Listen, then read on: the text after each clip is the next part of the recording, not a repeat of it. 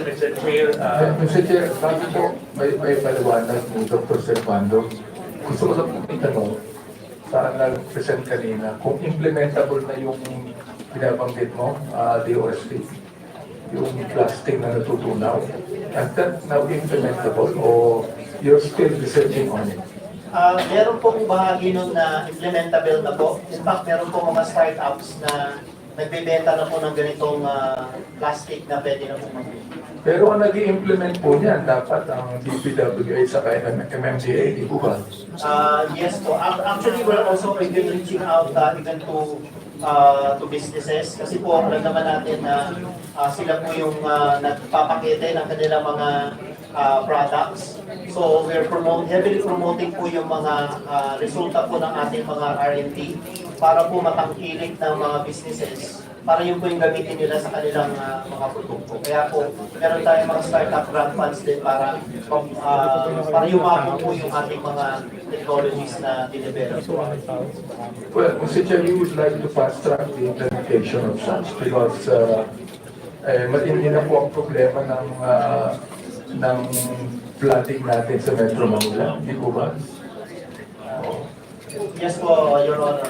We're very much keen on making sure that these technologies eventually find their way to, of course, businesses, to our industries, and to consumers as well. Ang siguro kaaminin na po natin yan is that, syempre yung cost po ay medyo mas mahal ng konti kaysa po yung pangkaraniwan nating source ng plastic. Pero eventually, through time, in some policy intervention, we believe that this will be a better way forward kasi po, ang paniwala namin, yung pong ginagastos natin sa paglilinis ng ating ilugan at saka yung ginagastos po natin sa pag-address sa baha, ay mas malaki na lihama kesa yung cost ng paggamit ng tamang materialis sa ating mga packaging at sa ating mga produkto po. Ang galing po ni DOST dahil budget na pinag-uusapan dito, Mr. Chair. Gusto ko lang pong ibalik yung tanong ko, kay Atty. Artes. Very good po, very commendable po yung inyong mga facilities, no? That is now being implemented, di ba, Atty.? yes po. May I suggest, Mr. Chair, that we have an ocular inspection of those facilities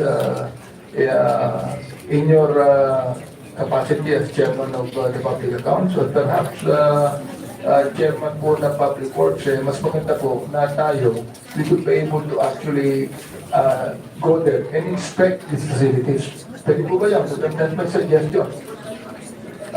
Yes. Thank you, Congressman Abante. Financial Comment Proceed. Your Honor, Mr. Chair, Your Honors, with your permission, my colleagues, Engineer Padilla used to be the chief of our flood forecasting and welfare delivery, the DST Pag-asa. Hi, wait lang. Excuse me na po. Congressman Suntayo is recognized. Thank you very much, Mr. Chairman. I would just like to ask, kasi well, there are various projects being undertaken with regards to yung flooding in Metro Manila, for example. Quezon City government allocates a budget to address yung flooding problem in certain states. MMDA also has an allocation to address certain flooding and certain drainage along major thoroughfares within the city, within Metro Manila. Ang DPWH has the same thing. How do you coordinate with each other with regards to projects being undertaken? Kasi kung walang coordination, ano ba yan? Paano natin nalalaman kung tendency na nangyayari na ginawa na ng MMDA at uulitin ng DPWH dahil walang coordination? How do we maximize funding being allotted by the different entities, by the LGU, by MMDA, and by DPWH? Kasi, as mentioned, as we all know, mahal magpaayos nung drainage system. But what we need is an integrated drainage plan for every city. As mentioned during the previous meeting, something that I raised, yung tubig na dumadaan sa Quezon City, hindi naman naiiwan lang sa Quezon City. Dumadaloy rin yan papunta sa San Juan.